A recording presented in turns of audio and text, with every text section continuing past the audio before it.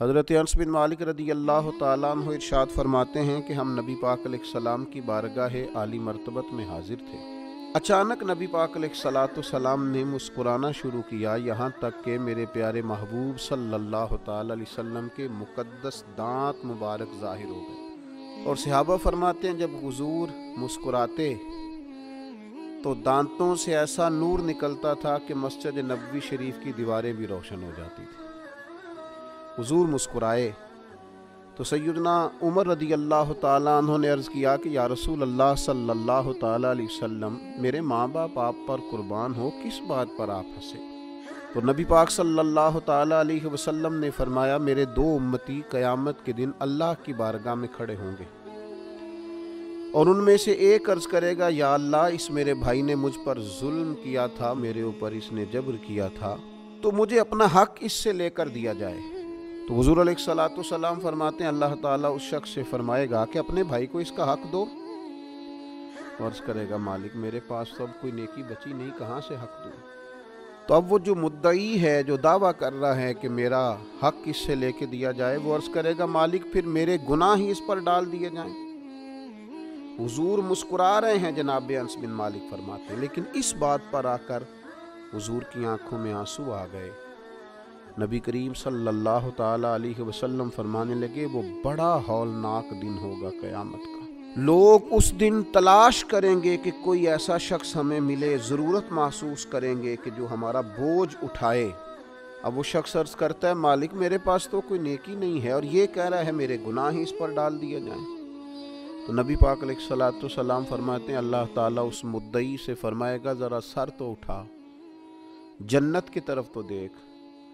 تو وہ جنت کی طرف سر اٹھا کر دیکھے گا اور دیکھ کر عرض کرے گا، مالک میں ایک چاندی کا شہر دیکھ رہا ہوں جس میں سونے کا محل بنا ہوا ہے، ہیرے جواہرات سے مرصع ہے وہ محل۔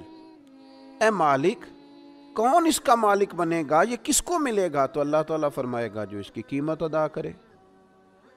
تو وہ عرض کرے گا، مالک اس کی قیمت کون ادا کرے گا؟ تو اللہ تبارک و تعالیٰ فرمائیں گے، تو بھی اس کا مالک بن سکتا ہے۔ تو بڑے تجسس سے، بڑے شوق سے عرض کرے گا، مالک میں کیسے مالک بن سکتا ہوں؟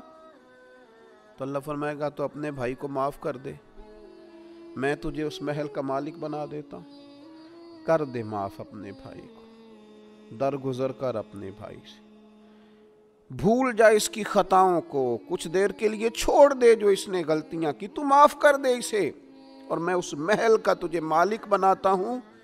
نبی پاک صلی اللہ تعالیٰ علیہ وسلم ارشاد فرماتے ہیں، وہ فوراً عرض کرے گا، مالک میں نے اپنے بھائی کو معاف کیا۔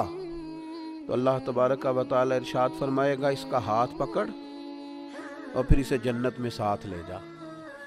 جا، گویا میں نے اسے بھی جنت دی۔ یہاں شارحین حدیث نے لکھا ہے کہ یہ جس کو کہا جا رہا ہے کہ اس کو پکڑ کے جنت میں لے جا، اگرچہ اس سے غلطیاں ہوئی لیکن بعد میں اس نے توبہ سچی کی، اس نے اللہ کی بارگاہ میں گڑ گڑا کے معافیاں مانگی، اس نے کوشش کی حق ادا کرنے کی، لیکن اگر کچھ کمیاں رہ گئیں تو چونکہ سچا تھا، ادا کرنا چاہ رہا تھا، کچھ باتوں پہ پہنچ نہ سکا، تو آج اللہ تبارک و تعالی اس کی طرف سے لوگوں کو صلہ عطا کر رہا ہے۔ اللہ فرماتے ہیں، اس کا ہاتھ پکڑ اور جنت میں لے جا۔ اللہ کے محبوب صلی اللہ تعالیٰ علیہ وسلم نے نتیجے کے طور پر، رزلٹ کے طور پر یہاں ایک بات ارشاد فرمائی۔ حضور فرمانے لگے، اللہ تعالیٰ سے ڈرو اور باہمی معاملات درست رکھو، اللہ تبارک و تعالیٰ قیامت کے دن مومنوں میں صلح کرائے گا، تو تم یہیں اپنے معاملات کو درست رکھو۔ اب مجھے بتائیے، ایک تو یہ نتیجہ نکلا کہ مالک کریم کتنا ہے، مہربان کتنا ہے، توبہ کرنے والے پر عطا کتنی۔ دوسرا، حضور کی علم و حکمت کی اس گفتگو سے سمجھیے کہ اللہ درگزر کرنے والے کو عطا کتنا کرتا ہے، اور پھر یہ بھی دیکھیے کہ صلح کرانا کتنا مقدس کام ہے۔ دو بھائیوں کو ملا دینا، قریب کر دینا، روٹھے ہوں کو ایک دوسرے کے قریب کرنا کتنا عظیم کام۔